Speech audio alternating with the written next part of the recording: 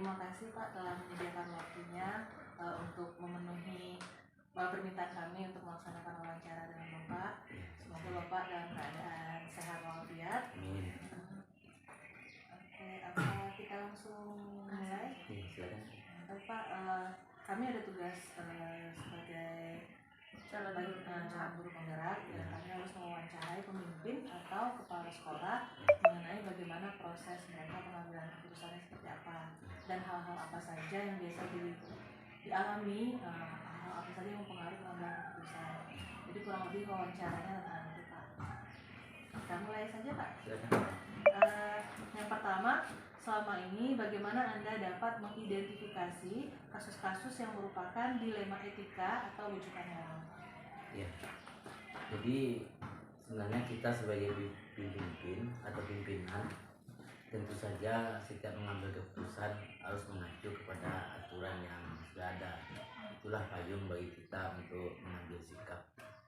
Namun memang harus diakui kenyataan bahwa dalam beberapa kasus kita menghadapi benturan ya, antara dua kepentingan yang sebenarnya kalau kita pertimbangkan sama-sama baiknya, artinya tidak ada sesuatu itu yang langsung kita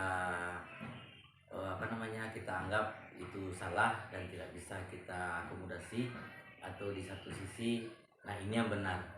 Maka dalam hal itu ya memang sangat juga bergantung kepada kepribadian dan nilai-nilai luhur yang kita miliki.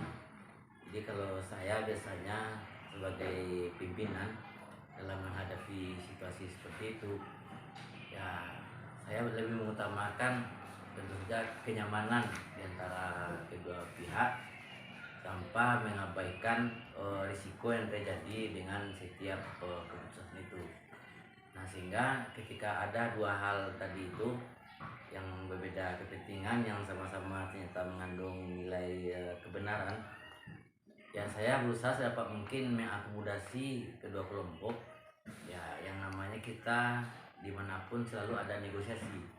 Nah, dalam negosiasi itu kalau bahasa sederhana kan tolak ansur, sehingga akhirnya dengan negosiasi atau pilihan yang saya lakukan tidak ada pihak yang akhirnya merasa tersingkirkan atau merasa tidak nyaman, yang justru menimbulkan ketidakproduktifan di dalam situasi kita di sekolah. Itu. Jadi Pak, kan ada 4 kategori Pak yang mungkin akan mempengaruhi pengambilan keputusan Bapak. Ada kategorinya individu lawan kelompok, ada rasa keadilan lawan rasa kasihan, kemudian yang ketiga ada kebenaran lawan kesetiaan, yang keempat jangka pendek lawan jangka panjang. Biasanya yang paling sulit menurut Bapak itu dalam menyelesaikan masalah yang seperti apa Pak, di antara 4 kategori itu? Sebenarnya keempat-empatnya itu lain-lain sulit ya, tapi kalau kita berusaha untuk bersikap tenang, sabar dan tidak terburu-buru, keempat-empatnya tentu insya Allah kita bisa selesaikan.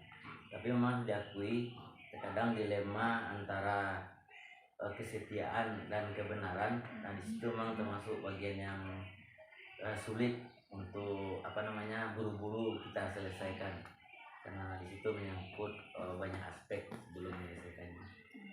Terkadang dalam permasalahan itu ternyata kedua sisi itu bisa dikatakan benar ya Pak, tidak ada yang melanggar peraturan. Dia sama-sama benar, sama-sama mengandung nilai kebajikan.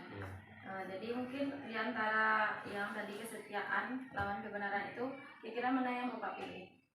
Jadi kesetiaan dan kebenaran. Nah, cuman masalahnya gini, ketika kita berbicara tentang kebenaran, ya mungkin barangkali kita bisa melihat substansi dari permasalahan yang kita apakan itu. Nah, sehingga bobotnya itu arahnya kemana, ya, sehingga barulah nanti kita mengambil keputusan bahwa kita itu lebih cenderung akhirnya ke kebenaran atau nilai kesetiaan tadi. Tergantung kondisi ya, tergantung kondisi. Ke pertanyaan yang ketiga ya Pak ya, dalam pengambilan pengambilan keputusan itu biasanya kita bisa mengkategorikannya menjadi 3 prinsip pengambilan keputusan, Pak.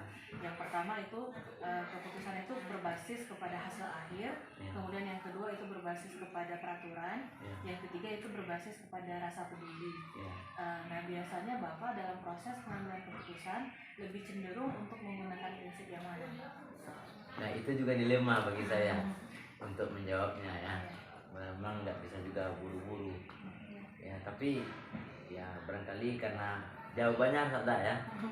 Nah kalau saya memilih ya memang saya lebih memilih pada hasil akhir, karena segala sesuatu itu pasti ada kaitannya dengan program, kegiatan, aturan, muara atau hasil dari sebuah pekerjaan, sehingga kalau sudah demikian halnya tentu kita akhirnya fokus kepada hasil dari yang kita capai.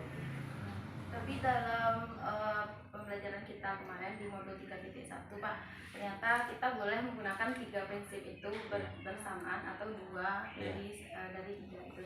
Nah mesti 1 mungkin bisa digabung beberapa prinsip. Kemudian di sini ada pertanyaan lagi Pak, kira-kira apa saja yang selama ini merupakan tantangan bagi Bapak dalam pengambilan keputusan pada kasus-kasus dilema etika?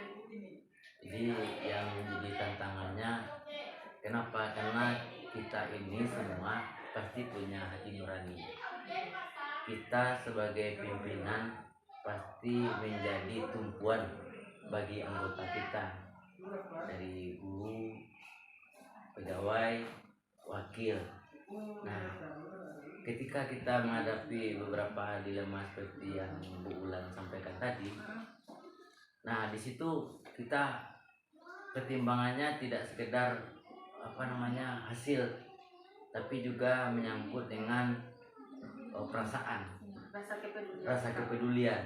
Nah, apalagi kalau kita pikir-pikir bagaimana kesetiaannya selama ini, bagaimana upaya kerasnya.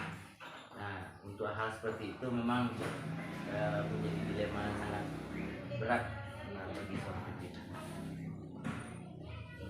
Karena bagaimanapun itu hasil akhir kan memang jadi tujuan biasanya ya Pak ya, tapi kita juga ada pertimbangan faktor.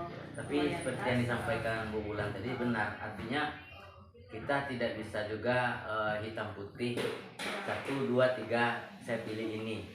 Seperti yang saya sampaikan tadi, ada negosiasi dalamnya. Jadi ketika kita memilih untuk hasil akhir, tetap kita tidak mengesampingkan faktor 2 hal yang tadi, rasa peduli dan rasa realitas peduli dan ya. realitas. Selanjutnya Pak, apakah Bapak memiliki suatu tata cara atau jadwal tertentu dalam menyelesaikan suatu kasus?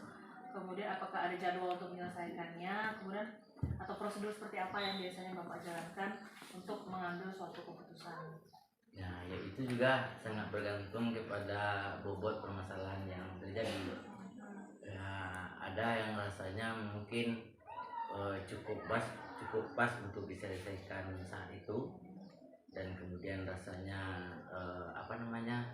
bisa menyelesaikan masalah. Tapi kalau ada hal-hal yang rasanya berisiko, cukup fatal, dan yang dipermasalahkan itu hal-hal yang vital, yang barangkali mungkin saya lebih dahulu mempertimbangkan sehingga menunda untuk mengambil keputusan.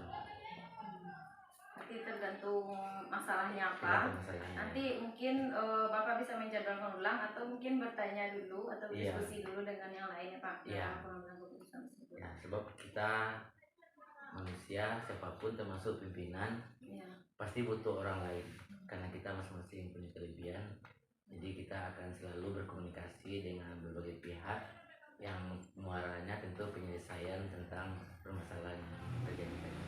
Biasanya Bapak bandingkan juga dengan peraturan atau mengadakan rapat atau gimana Pak?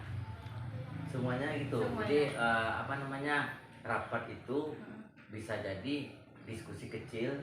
Yang penting di sana kita mendapatkan pencerahan atau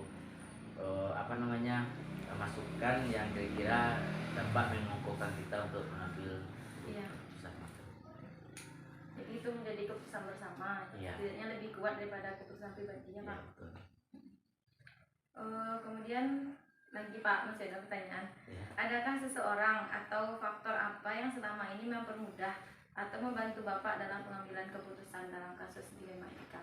Ya, dalam kasus dilema etika, sebelum mengkomunikasikan dengan orang, masing-masing kita ini punya rasa, tentu dengan mencoba, kalau bahasa kampung kita menginak-inakkan terlebih dahulu, ya barangkali akan lahir sebuah keputusan yang kira-kira tepat, dan itu saja tidak menutup kemungkinan mencari kira-kira kawan atau seseorang yang sangat mungkin untuk berbagi dengan kita untuk misalkan itu. Iya. Tapi orangnya tidak pasti harus satu orang itu ya Pak ya? Oh tidak. Ya, tergantung Tidak, betul. bidang. Dan yang pasti kita merasa enjoy dan berkeyakinan ada sesuatu yang kita dapatkan dengan komunikasi yang kita lakukan itu. Nah, Baik Pak, mungkin ini pertanyaan terakhir ya Pak ya. Dari semua hal yang telah Bapak sampaikan nih Pak, dan pembelajaran yang kita petik dari pengalaman Bapak, ada nggak sih Pak nih pesan-pesan Bapak mengenai pengambilan keputusan bagi kami berdua sebagai bahan pembelajaran Pak? Jadi pengalaman Bapak selama mengambil keputusan selama ini. Ya, gini, yang namanya instansi, organisasi, institusi, payungnya pasti ada, yaitu peraturan. Nah, tapi di satu sisi kita tentu akan menghadapi kenyataan sesuatu yang berhubungan dengan etika dan perasaan. Untuk itu, ketika menghadapi kasus-kasus seperti itu, pendekatan hati nurani itu juga hal yang tidak kalah pentingnya dalam mengambil keputusan, karena bagaimanapun manusia punya rasa. Kalau rasa itu sudah tidak baik, ya walaupun kebijakan kita itu berdasarkan aturan, itu juga tidak akan efektif untuk hasil akhir kita nanti. ada lagi yang tertinggal satu, Ya. 9 langkah pengujian keputusan Pak. Jadi kami di CGP juga diberikan materi tentang adanya 9 langkah agar kita tidak memutuskan sesuatu yang merugikan Pak. Di sini boleh membacakan ya Pak. Yang pertama adalah mengenali nilai-nilai yang saling bertentangan. Kemudian menentukan siapa yang terlibat dalam situasi ini. Yang ketiga, kumpulkan fakta yang relevan dengan situasi ini. Yang keempat, pengujian benar atau salah. Apakah uji legal mungkin sesuai peraturan kata tadi. Kemudian uji regulasi, apakah itu standar atau tidak. Kemudian uji intuisi, publikasi, dan uji panutan atau idola. Mungkin tadi pertanyaan ada yang menanyakan tentang seseorang yang menginspirasi Bapak, mungkin seperti itu ya Pak. Kemudian nomor 5 ada pengujian paradigma benar lawan benar.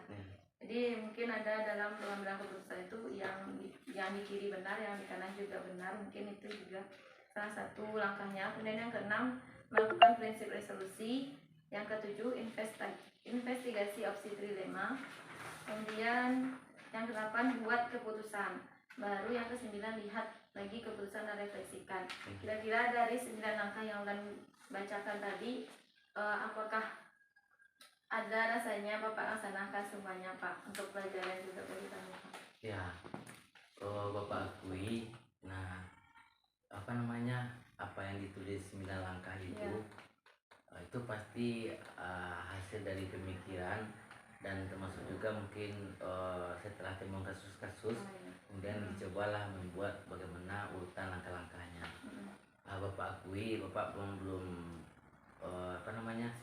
melakukan semuanya, ya, tapi insya Allah sebagian besar yang sudah, meski mungkin ada yang tidak sistematis. Iya, ya memang seperti juga, nggak mesti harus sampai 9. Kalau udah ketemu solusi masalahnya udah selesai sampai gitu Pak.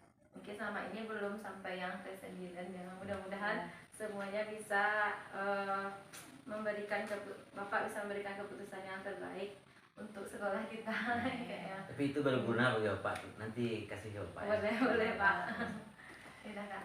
Baik Pak, terima kasih atas kesempatan yang diberikan kepada kami untuk melakukan wawancara. Semoga hasil wawancara ini bisa jadi pelajaran buat kami, bisa jadi bahan refleksi juga untuk kita bersama, untuk kedepannya lebih majunya lagi sekolah kita ini ya Pak, supaya kita bisa sama-sama bisa bergerak dan menggerakkan ya Pak ya, sesuai dengan visi misi guru penggerak.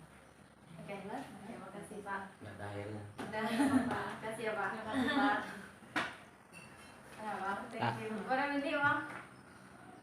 Sapu.